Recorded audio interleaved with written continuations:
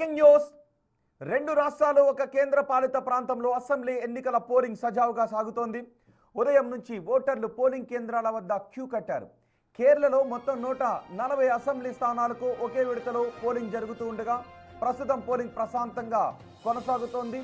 రాష్ట్ర వ్యాప్తంగా దాదాపు 2,71,00,000 మంది ఓటర్లు తమ ఓటు హక్కును వినియోగించుకోనున్నారు. సాయంత్రం 6 వరకు క్యూ లైన్లో ఉన్న వారందరికీ ఓటు వేసే అవకాశాన్ని కల్పించనున్నారు. పోలింగ్ సందర్భంగా ఎలాంటి అవాంఛనీయ ఘటనలు చోటు చేసుకోకుండా పటిష్ట భద్రతా ఏర్పాట్లు చేశారు. కేరళలో 3 కూటముల మధ్య త్రిముఖ పోటీ నెలకొంది. సీఎం పినరయి విజయన్ నేతృత్వంలో ఎల్డీఎఫ్ వరుసగా 3వ సారి అధికారం దక్కించుకుంటామని అంటోంది. కాంగ్రెస్ నేతృత్వంలో యూడీఎఫ్ అధికారాన్ని హస్తగతం చేసుకుంటామనే ధీమాతో ఉంది. ఇక ఎన్డీఏ కూటమి సైతం ఈసారి వీలైనన్ని ఎక్కువ స్థానాలు సాధిస్తాము అనే ఆశతో ఉంది. సీఎం పినరయి విజయన్ ధర్మడం నుంచి బరిలో ఉన్నారు. ప్రతిపక్ష నేత సతీశన్ పరవూర్, బీజేపీ రాష్ట్ర అధ్యక్షుడు రాజీవ్ చంద్రశేఖర్ నెమం నియోజకవర్గాల నుంచి పోటీ చేస్తున్నారు.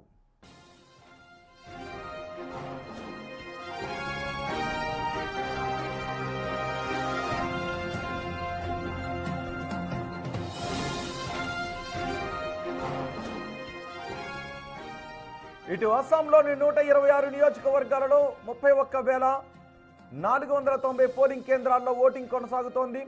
ఓటు హక్కును వినియోగించుకోవటానికి ఓటర్లు ఉదయం నుంచే పోలింగ్ కేంద్రాల దగ్గర క్యూ కట్టారు. కాంగ్రెస్ నుంచి 99 మంది, బీజేపీ నుంచి 90 మంది అదృష్టాన్ని పరీక్షించుకుంటున్నారు. రాష్ట్ర వ్యాప్తంగా దాదాపు 2.5 కోట్ల మంది ఓటర్లు తమ ఓటు హక్కును వినియోగించుకోనున్నారు.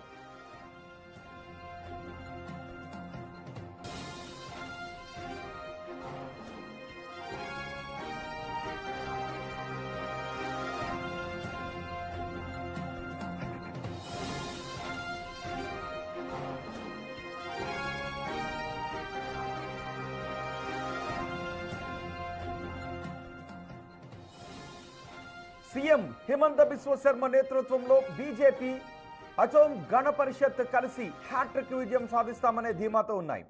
కాంగ్రెస్ నేతృత్వంలో అసోం సమ్మిళిత్ మోర్చా సైతం గెలుపు తమదేననే విశ్వాసంతో ఉంది. నియోజకవర్గాల పునర్విభజన తర్వాత జరుగుతున్న మొదటి ఎన్నికలు కావడంతో ఓట్ల సమీకరణాల్లో మార్పు వచ్చే అవకాశం ఉంది.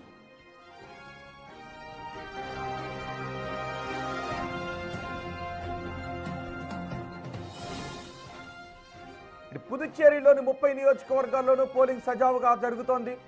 దాదాపు 9,50,000 మంది ఓటర్లు 294 మంది అభ్యర్థుల భవితవ్యాన్ని ఈవీఎంలలో నిక్షిప్తం చేస్తున్నారు. పుదుచ్చేరి, కరైకల్, మాహే, యానం సహా పుదుచ్చేరి వ్యాప్తంగా మొత్తం 1,099 పోలింగ్ కేంద్రాలను ఏర్పాటు చేశారు. వీళ్ళలో 30 పోలింగ్ కేంద్రాలను పూర్తిగా మహిళా సిబ్బంది నిర్వహిస్తున్నారు.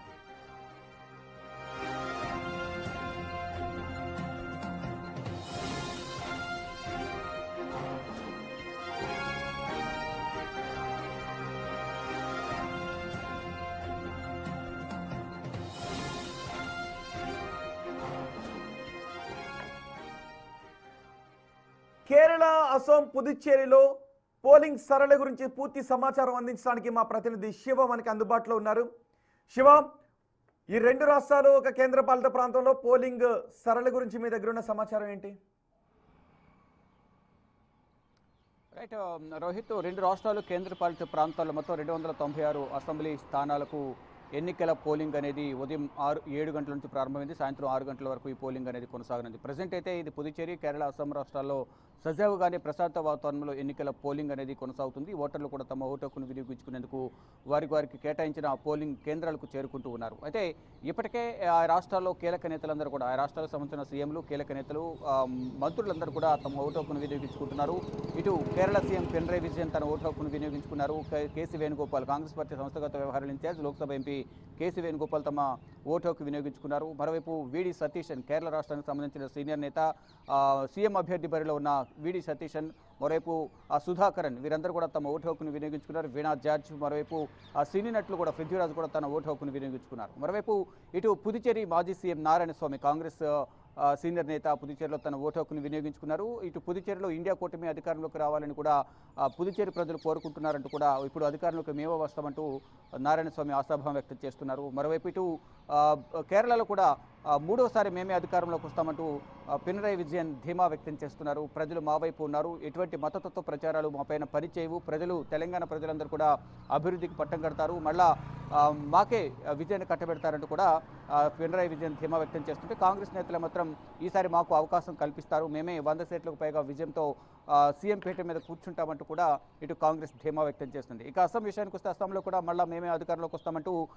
బీజేపీ ధీమా వ్యక్తం చేస్తుంటే అస్సాంలో అధికార మార్పిడి జరగబోతుంది, అవినీతి అక్రమాలకు అడ్డాగా అస్సాం మారిపోయింది, ఈసారి కాంగ్రెస్ అధికారులకు రాబోతున్నట్టు కూడా కాంగ్రెస్ ధీమా వ్యక్తం చేస్తుంది. ఇక కాంగ్రెస్ పార్టీకి సంబంధించిన అగ్రనేతలు కానీ ప్రధాని నరేంద్ర మోడీ, కేంద్ర హోంమంత్రి వీరందరూ కూడా ప్రతి ఒక్కరు కూడా తమ ఒక్క ఓటును వినియోగించుకోవాలి, వారికి ఎవరు న్యాయం చేస్తారనిపిస్తే వారికి ఓటు వేయాలి, వారి ప్రభుత్వాన్ని వారి భవిష్యత్తును వారే నిర్ణయించుకోవాలనేది ప్రధానంగా అన్ని పార్టీల అగ్రనేతలందరూ కూడా ట్విట్టర్ వేదికగా ఓటర్లకు పిలుపునిస్తున్నారు. ఇటు ఓటర్లు కూడా తమ ఓటు హక్కును వినియోగించుకునేందుకు వారి పోలింగ్ కేంద్రాలకు చేరుకుంటున్నారు. ఇక ఓటర్లకు ఎటువంటి అసౌకర్యం కలగకుండా అన్ని ఏర్పాట్లను కేంద్ర ఎన్నికల సంఘం ఏర్పాటు చేసింది. ఇటు భద్రత పరంగా కూడా పటిష్టమైన భద్రతను ఏర్పాటు చేసింది, ఎటువంటి అవాంఛనీయ సంఘటన జరగకుండా చూసుకుంటూ ఉంటుంది.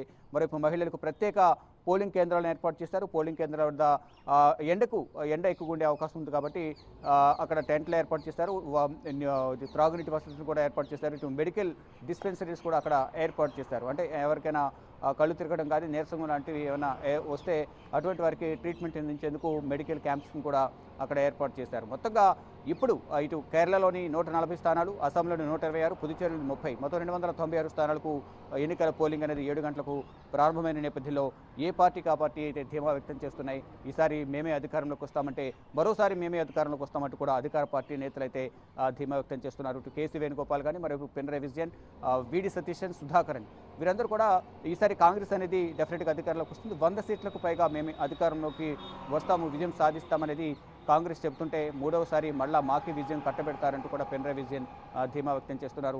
మరోవైపు ఇటు అస్సాం విషయానికి వస్తే అస్సాం సీఎం హేమంత్ బిశ్వ శర్మ భార్యకు సంబంధించిన పాస్పోర్ట్ వివాదం అనేది కొనసాగుతుంది. కాంగ్రెస్ పార్టీ సీనియర్ నేత పవన్ ఖేరా ఈ పాస్పోర్ట్ వివాదానికి సంబంధించి కొన్ని విమర్శలు చేసిన నేపథ్యంలో పవన్ ఖేరాను అరెస్ట్ చేసేందుకు కూడా ఇటు అస్సాం పోలీసులు ఢిల్లీ చేరుకున్నారు. తర్వాత ఇప్పుడు హైదరాబాద్ వెళ్ళి అరెస్ట్ చేస్తారనే ప్రచారం జరుగుతుంది. ఈ నేపథ్యంలోనే పవన్ ఖేరా తెలంగాణ హైకోర్టును ఆశ్రయించారు. అయితే ఈ పాస్పోర్ట్ వివాదం అనేది కొంత ఈ హేమంత్ బిశ్వ శర్మ కుటుంబానికి కానీ, మరోవైపు బీజేపీకి కానీ ఇక్కడ కొంత మైనస్గా మారే అవకాశం ఉంది, అది మాకు ప్లస్గా మారుతుంది అంటూ కూడా కాంగ్రెస్ అయితే ఆశాభావం వ్యక్తం చేస్తున్నప్పటికీ కూడా మళ్ళీ మేమే అధికారంలోకి వస్తామనేది ఇటు అస్సాం సంబంధించిన ముఖ్య నేతలు కానీ, ఇటు బీజేపీ నేతలంతే ధీమా వ్యక్తం చేస్తున్న పరిస్థితులు అక్కడ కనిపిస్తున్నాయి. పుదుచ్చేరి 30 స్థానాలను పుదుచ్చేరిలో దాదాపు 1000 పోలింగ్ కేంద్రాలు ఏర్పాటు చేశారు.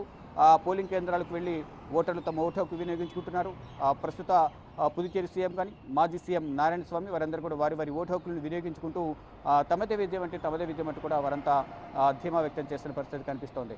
ఇక చెక్ పోస్టులను ఏర్పాటు చేసి అన్ని క్షుణ్ణంగా తనిఖీలు చేస్తున్నారు. ఇటు పోలింగ్ బూతుల్లోకి, పోలింగ్ కేంద్రాలకు వెళ్ళే సందర్భంలో కూడా అందరినీ ఓటర్ ఐడి కానీ, వారు ఏదైతే ఐడెంటిటీ కార్డు తీసుకొస్తున్నారో అవన్నీ చెక్ చేసిన తర్వాత ఏమైనా డౌట్స్ ఉంటే మాత్రం వారిని తనిఖీలు చేసిన తర్వాత వివరాలు సేకరించిన తర్వాత మాత్రమే పోలింగ్ బూతుల్లోనికి వారందరినీ కూడా అనుమతిస్తున్నారు.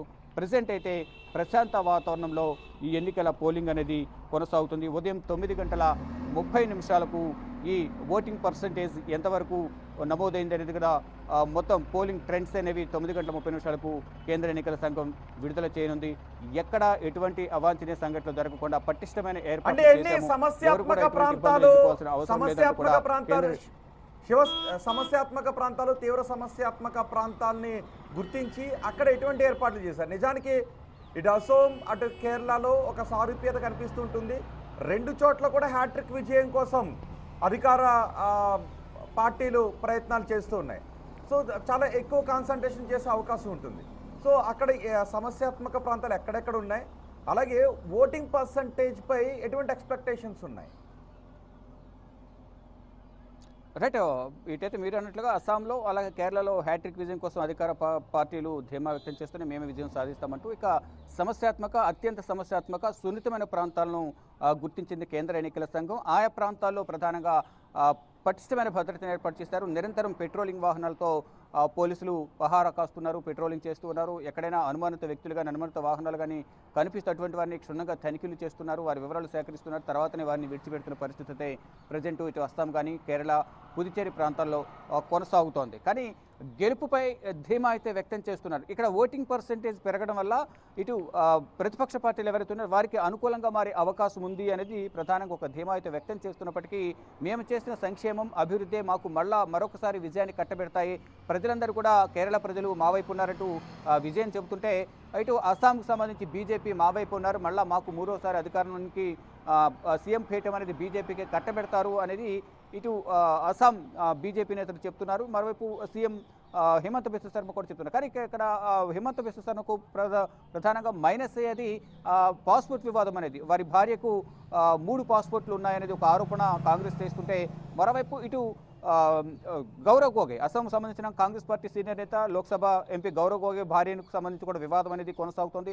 ఇలా భార్యలకు సంబంధించిన వివాదం కొనసాగుతున్న నేపథ్యంలో ఏ పార్టీకి మైనస్ ఏ పార్టీకి ప్లస్ అనేది కూడా తెలియాల్సి ఉంది. కానీ ఓటర్ నాడి ఎటువైపు ఉంది, వారు ఓటర్లు ఎవరి వైపు మొగ్గు చూపుతున్నారు, వారేసిన ఓట్లు ఈవీఎంలో నిక్షిప్తమై ఉంటాయి కాబట్టి ఎవరిని విజయం వరించబోతుందని చూడాలంటే మాత్రం మే 4 వరకు ఆగాల్సిందే, అప్పటి వరకు కూడా వెయిట్ చేయాల్సిందే. కానీ ఈలోపు ఎవరికి వారే ధీమా వ్యక్తం చేస్తున్నారు, ఎవరి అంచనాలు విశ్లేషణలు ఏంటి? నిజానికి ఒకసారి పుదుచ్చేరిని పక్కన పెడితే అటు అస్సాం కానీ ఇటు కేరళ కానీ ఈసారి ఫ్యాక్టర్ ఏం కాబోతోంది? నిజానికి కేరళ ప్రజలు ఎప్పుడు అధికారాన్ని మారుస్తూ ఉంటుంటారు, కానీ పినరయ్ విజయన్ దాన్ని తుడిపేశారు. రెండోసారి అధికారంలోకి వచ్చారు, మూడోసారి ఇప్పుడు అధికారాన్ని హ్యాట్రిక్ విజయం కోసం కాన్సన్ట్రేషన్ చేస్తున్నారు. అదే సమయంలో అక్కడ ఉన్న అవినీతి గురించి వీటి గురించి ప్రజల్లో ఎక్కువగా చర్చ జరుగుతుంది. మరోవైపు పినరయ్ విజయన్ పట్ల కొంత సానుకూలత కనిపిస్తున్నా ఎక్కువ అవినీతి గురించి కూడా మాట్లాడుకుంటూ ఉన్నారు. అదే సమయంలో తెలంగాణ ముఖ్యమంత్రి రేవంత్ రెడ్డి అక్కడికి వెళ్ళి ఇక్కడ అమలు చేస్తున్న సంక్షేమ పథకాలను గురించి అక్కడ వివరించారు. అక్కడ కూడా సంక్షేమ పథకాలు అమలు చేస్తాము అని హామీలు కూడా ఇచ్చారు. అవసరమైతే నన్ను అడగండి అంటూ కూడా రేవంత్ రెడ్డి అన్న మాటలు కనిపిస్తున్నాయి. సో ఈసారి ఎన్నికల్లో ఏది ఫ్యాక్టర్ కాబోతుందనే చర్చ జరుగుతోంది. రైట్, డెఫినెట్గా ఒకవైపు అభివృద్ధి చేశాము, మళ్ళీ మేమే అధికారంలోకి వస్తామని వారు అధికార పార్టీ నేతలు అస్సాం కేరళలో ధీమా వ్యక్తం చేస్తున్నప్పటికీ 10 సంవత్సరాల పాటు వారు అధికారంలో ఉన్నారు కాబట్టి అవినీతి అనేది ఎక్కువ జరిగింది అనేది కాంగ్రెస్ పార్టీ కూడా ప్రజల్లోకి తీసుకువెళ్లడంలో సక్సెస్ అయిందని ప్రధానంగా చెప్పాలి. ఫర్ ఎగ్జాంపుల్ చూసుకుంటే కనుక తెలంగాణలో 10 సంవత్సరాల పాటు బీఆర్ఎస్ పార్టీ అధికారంలో ఉంది, కానీ ఆ పార్టీ అవినీతికి పాల్పడింది అనేది ప్రజలకు తీసుకువెళ్లడంలో కాంగ్రెస్ పార్టీ సక్సెస్ అయింది, తెలంగాణలో విజయం సాధించింది. అట్ ద సేమ్ టైం ఇటు కేరళలో కూడా పినరయ్ విజయన్ అభివృద్ధి చేశారు, ఎట్ ద సేమ్ టైం అవినీతి కూడా ఎక్కువగా జరిగింది, ప్రజల సొమ్మును దుర్వినియోగం చేశారు. మంత్రులు కమిషన్తో ఏదైతే పెట్టుబడులు పెట్టడానికి వచ్చిన వారి దగ్గర కానీ కంపెనీల దగ్గర కానీ కమిషన్లు దండుకున్నారు అనేది ప్రధానంగా కాంగ్రెస్ పార్టీ ఆరోపిస్తుంది. దానికి సంబంధించి ప్రజలకు తీసుకువెళ్లడంలో మేము సక్సెస్ అయ్యాము, 100 సీట్లకు పైగా మేము విజయం సాధిస్తాము. ఇటు తెలంగాణలో ఏదైతే సంక్షేమ పథకాలు అమలు చేస్తున్నాం అవే సంక్షేమ పథకాలు ఇక్కడ కేరళలో కూడా అమలు చేస్తాం, ఇక్కడ కర్ణాటకలో అమలు చేస్తున్నాం, అలాగే తెలంగాణలో అమలు చేస్తాము, ఇప్పుడు కేరళలో కూడా అమలు చేస్తామనేది కూడా ఇటు కాంగ్రెస్ అగ్రనేతలు చెప్తున్నారు. తెలంగాణ సీఎం రేవంత్ రెడ్డి కూడా ఎన్నికల ప్రచారంలో అదే హామీలు ఇచ్చారు. ఈ నేపథ్యంలోనే కేరళలో డెఫినెట్గా ఈసారి యూడీఎఫ్ అనేది అధికారంలోకి రాబోతుంది, కాంగ్రెస్ కూటమి అధికారంలోకి రాబోతుంది అనేది కాంగ్రెస్ ధీమా వ్యక్తం చేస్తున్న పరిస్థితి కనిపిస్తుంది. దానిలో భాగంగానే 100 సీట్లు వారైతే ఉన్న 140 స్థానాల్లో 100 సీట్లకు పైగా మేము విజయం సాధిస్తాము, అధికారంలోకి వస్తాము, సీఎం పీఠం మీద కాంగ్రెస్ కూర్చోబోతుంది, అంటే యూడీఎఫ్ అభ్యర్థి కూర్చోబోతున్నారు అనేది కాంగ్రెస్ అయితే ధీమా వ్యక్తం చేస్తున్న నేపథ్యంలో, కానీ మేము ఈ 10 సంవత్సరాల కాలంలో మేము అభివృద్ధి చేసి చూపించాము, ఇక మీదట మరింత అభివృద్ధి చేస్తాం, మాకే కేరళ ప్రజలు పట్టం కడతారు, ఏదైతే మతతత్వ ప్రచారాలు ఎవరైతే చేస్తున్నారో ఇటు బీజేపీ కానీ కాంగ్రెస్ కానీ మతతత్వ ప్రచారాలు ఎక్కువ చేస్తున్నాయి, అవి మా మీద ఎక్కువగా ఇంపాక్ట్ కనిపించవు, చూపించవు, ప్రజలు మా వైపు ఉన్నారు, ప్రజలు మమ్మల్ని నమ్ముతారు, మాకే మూడోసారి అధికారాన్ని కట్టబెడతారంటూ కూడా కేరళ సీఎం విజయన్ అయితే ఆయన కూడా ధీమా వ్యక్తం చేస్తున్నారు. ఇక అస్సాం విషయానికి వస్తే హిమంత బిశ్వ శర్మ అక్కడ కూడా కాంగ్రెస్ నుంచి బీజేపీలోకి వెళ్ళినప్పటికీ అక్కడ అస్సాంలో బీజేపీ నుంచి 2 సార్లు హిమంత బిశ్వ శర్మ ముఖ్యమంత్రిగా ఉన్నారు, మూడోసారి కూడా తానే ముఖ్యమంత్రిగా కుర్చీ మీద కూర్చుంటాను అనేది ప్రధానంగా చెప్తూ ఉన్నారు. కానీ ఇక్కడ కాంగ్రెస్కు గౌరవ్ గోగోయ్ వారి భార్యది ఆయనకు మైనస్గా ఉంది, ఇటు అస్సాం సీఎం హిమంత బిశ్వ శర్మ వారి కుటుంబాలకు సంబంధించిన హిమంత బిశ్వ శర్మ భార్య ఇష్యూ కూడా ఇప్పుడు తెర మీదకి వస్తున్న నేపథ్యంలో ఇద్దరికి సంబంధించిన భార్యల ఇష్యూ అనేది పార్టీలకు వ్యక్తిగతంగా ఇద్దరికి మైనస్ అయ్యే అవకాశం ఉంది అనేది కూడా ప్రధానంగా ప్రచారం జరుగుతోంది. దానికి సంబంధించి ఇరు పార్టీలు కూడా ఇటు బీజేపీ గౌరవ్ గోగోయ్ భార్యకు సంబంధించి పౌరసత్వానికి సంబంధించి వివాదం అనేది తెర మీదకి తీసుకొస్తుంది, మరోవైపు అస్సాం సీఎం హిమంత బిశ్వ శర్మ భార్య వద్ద పాస్పోర్ట్లు అనేవి ఎక్కువగా ఉన్నాయి, అనేది కాంగ్రెస్ పార్టీ కూడా ప్రజలకు తీసుకెళ్లడం మేము సక్సెస్ అయ్యాము, అక్కడ అధికార మార్పిడి జరుగుతుంది, ఇండియా కూటమి అక్కడ అధికారంలోకి వస్తుంది అనేది వీరు ధీమా వ్యక్తం చేస్తున్నారు. కానీ ఏది ఏమైనప్పటికీ కూడా ఎవరికి వారే ధీమా వ్యక్తం చేస్తున్నప్పటికీ కూడా ఎవరికి ఊహాగానాలు వారు వ్యక్తపరుస్తున్నారు. కానీ ఓటరు నాడి ఓటర్ దేవుళ్ళు ఎటువైపు ఉన్నారు, ఎవరి వైపు వారు మొగ్గు చూపుతున్నారు, ఎవరికి ఓటు వేశారు అనేది కూడా చూడాల్సింది. ఓటరు తమ ఓటును ఈవీఎంలలో నిక్షిప్తం చేశారు కాబట్టి ఇప్పుడు ఓటింగ్ అనేది కొనసాగుతుంది. ఉదయం 7 గంటలకు ప్రారంభమైంది, సాయంత్రం 6 గంటల వరకు కొనసాగుతుంది. 6 గంటల వరకు ఎవరైతే లైన్లో ఉంటారో వారందరూ కూడా నైట్ అంతా ఓటు వేసేందుకు అవకాశం ఉంటుంది. ఇక మరి కాసేపట్లోనే తొలి ట్రెండ్స్ అనేవి వెలువడే అవకాశం ఉంది. పోలింగ్ కేంద్రాల దగ్గరకు వస్తున్న ప్రజల్లో ఎటువంటి మూడ్ కనిపిస్తోంది అంటే వాళ్ళు 2 సార్లు ప్రభుత్వంతో పాలనతో విసిగిపోయాము అన్న మూడ్ కనిపిస్తోందా, అధికారాన్ని మార్చాలి అన్న మూడ్ కనిపిస్తోందా, ఎటువంటి మూడ్ కనిపిస్తోంది వాళ్ళలో? ఎక్కువ మంది ఎవరు వస్తున్నారు పోలింగ్ కేంద్రానికి? అఫ్ కోర్స్ ఎర్లీ అవర్స్ అయినప్పటికీ మహిళలు ఎక్కువ మంది వస్తున్నారా, పురుషులు ఎక్కువగా పోలింగ్ కేంద్రాలకు వస్తున్నారా, యూత్ వస్తున్నారా? రైట్, ఇప్పుడు తొలిసారి ఓటు హక్కు వినియోగించుకునే వారికి కూడా పార్టీల అగ్రనేతలందరూ కూడా విజ్ఞప్తి చేస్తున్నారు. ప్రతి ఒక్కరు కూడా తమ ఓటు హక్కు వినియోగించుకోండి, ఎవరు కూడా ఇళ్లలో కూర్చోవద్దు, ఓటును దుర్వినియోగం చేయొద్దు, తమ భవిష్యత్తుకు తామే బాటలు వేసుకోండి, తమకు ఎవరైతే ప్రభుత్వం తమకు ఉద్యోగాలు కానీ తమకు నమ్మకంగా ప్రభుత్వం అధికారంలోకి వస్తుంది, రాష్ట్రాన్ని అభివృద్ధి చేస్తుంది అని ఎవరైతే నమ్ముతారో వారికే ఓటు వేయండి అనేది పిలుపునిస్తున్నప్పటికీ కూడా ఎక్కువగా మీరు అడిగినట్లు ఇటు మహిళలు మొదటి నుంచి కూడా ఉదయం 7 గంటల మహిళలు ఎక్కువగా అక్కడ ఓటర్లు ఓటింగ్ నిర్వహించేందుకు ఎక్కువగా వస్తున్నారు, తమ ఓటు హక్కును వినియోగించుకునేందుకు. తర్వాత పురుషులు కూడా వస్తున్నప్పటికీ కూడా అధిక సంఖ్యలో మహిళలు అక్కడ ఎక్కువగా కనిపిస్తున్నారు. కానీ ఇప్పుడిప్పుడే ఇక పోలింగ్ బూత్లకు భారీ సంఖ్యలో ఓటర్లు తమ ఓటు హక్కు వినియోగించుకునేందుకు చేరుకున్నారు. కానీ ఎవరు కూడా అంటే ఇక్కడ ఒక ఆందోళన వ్యక్తం చేస్తూ ఉన్నారు. ప్రధానంగా అంటే బయటికి చెప్పడం ద్వారా, ఎవరికి ఓటు వేస్తున్నాం బయటికి చెప్పడం ద్వారా ఫర్దర్గా అధికారంలోకి వచ్చిన పార్టీ వారిని టార్గెట్గా చేసుకుని వారికి వచ్చే సంక్షేమ పథకాలు కానీ, పెన్షన్ కానీ, ఇతరత్ర కుటుంబానికి వచ్చే సంక్షేమ పథకాలు ఆపివేసే అవకాశం ఉంటుంది. కాబట్టి ఎవరు కూడా బయటకు వ్యక్తపరచడం లేదు. కానీ అంతర్గతంగా మాత్రం కొంతమంది అధికార మార్పిడి జరగాలి, నెక్స్ట్ ఒక్కసారి కాంగ్రెస్కు ఛాన్స్ ఇవ్వాలి అనేది ఒకవైపు ఇటు కేరళలో చెప్తున్నప్పటికీ కూడా మరికొంతమంది విజయానికే మరొకసారి అవకాశం ఇవ్వాలి. అంటే ఇప్పటి వరకు కూడా కేవలం ఒక కేరళలో మాత్రమే సిపిఐ పార్టీ అనేది విజయం అధికారంలో ఉంది. అక్కడ కూడా అధికారం కోల్పోతే పార్టీ భవితవ్యం ఏంటి అనేది కూడా కొంత పునరాలోచనలో పడినట్టు కూడా తెలిసింది. దానిలో భాగంగా మరొకసారి అవకాశం ఇవ్వాలని మరికొంతమంది ఇటు విజయన్ వర్గం అయితే చెప్తున్న పరిస్థితి కనిపిస్తుంది. కానీ ఇక్కడ అస్సాం విషయానికి వస్తే కూడా అస్సాంలో కూడా అధికార మార్పిడి జరిగే అవకాశం ఉందని చెప్తున్నప్పటికీ కూడా ఎక్కువగా ఎన్డీఏ కూటమి అక్కడ విజయం సాధించే అవకాశం ఉందని మరికొంతమంది అయితే ధీమా వ్యక్తం చేస్తున్నారు. ఎవరికి వారే ఊహాగానాలు వ్యక్తపరుస్తున్నప్పటికీ కూడా ఒక ఓటర్ నాడి ఎటువైపు ఉంది, ఓటర్ దేవుడు ఎవరికి పట్టం కడతారనేది కూడా చూడాల్సింది. ఈరోజు సాయంత్రం 6 గంటల వరకు కూడా ఓటింగ్ అనేది కొనసాగుతున్న నేపథ్యంలో మే 4వ తేదీన ఈ 3 రాష్ట్రాలకు సంబంధించిన ఎన్నికల ఫలితాలు విడుదల చేయనున్నారు. ఆ రోజు అధికారికంగా తెలిసే అవకాశం కనిపిస్తుంది. మొదటగా దానికన్నా ముందు ఈ ఏదైతే సర్వే సంస్థలు కూడా వారి అంచనాలను విడుదల చేసే అవకాశం ప్రధానంగా కనిపిస్తూ ఉంది. రైట్ శివ, మీరు బిగ్ టీవీ స్క్రీన్ పైన చూస్తున్నారు కేరళ, అసోం, పుదుచ్చేరిలో జరుగుతున్న పోలింగ్ సరళిని. పోలింగ్ ప్రారంభమైన తర్వాత పోలింగ్ కేంద్రాల దగ్గరకు చాలా ఎక్కువ మంది వస్తూ ఉన్నారు. ప్రస్తుతం కేరళ, అసోం, పుదుచ్చేరి ఈ ఎన్నికల్లో కేరళకి, అసోంకి ఒక సారూప్యత కనిపిస్తోంది. కేరళలో పినరయి విజయన్ 3వ విజయంపై కన్నేశారు. అలాగే అసోంలో కూడా హేమంత్ బిశ్వ శర్మ 3వ విజయంపై కన్నేశారు. కానీ అక్కడ ప్రజలు ఎటువంటి తీర్పునిస్తారు? ఈసారి యూడీఎఫ్కు కేరళ ప్రజలు అధికారాన్ని కట్టబెట్టే అవకాశం ఉంటుంది అనే చర్చ జరుగుతుంది. తెలుగు రాష్ట్రాల ప్రజలు కూడా కేరళ ఎన్నికల ఫలితాల గురించి ఎక్కువగా చర్చించుకుంటూ ఉన్నారు. ఎందుకంటే తెలంగాణ ముఖ్యమంత్రి రేవంత్ రెడ్డి అక్కడికి వెళ్ళి ప్రచారాన్ని నిర్వహించారు. కేంద్రంలో ఒక మోదీ అన్నారు, కేరళలో ఇంకొక మోదీ పినరయి విజయన్ అంటూ ప్రచారాన్ని ఉర్రూతులూగించారు రేవంత్ రెడ్డి. మరి మే 4వ తారీఖున ఫలితాలు రాబోతున్నాయి. ఫలితాలు ఎలా ఉంటాయో చూద్దాం. సాయంత్రానికి ఓటింగ్ పర్సంటేజ్ గతంతో పోలిస్తే ఎంత పెరిగింది? ఈ పోలింగ్ అప్డేట్స్ని ఎప్పటికప్పుడు బిగ్ టీవీ మీకు అందించడానికి అన్ని ఏర్పాట్లు చేసింది. బిగ్ టీవీ కేరళ టీం చాలా వేగంగా అక్కడ పనిచేస్తూ ఉంది. సో కేరళ వ్యాప్తంగా మొత్తం పోలింగ్ సరళిని అందరికంటే వేగంగా మినిట్ టు మినిట్ అందించడానికి బిగ్ టీవీ అన్ని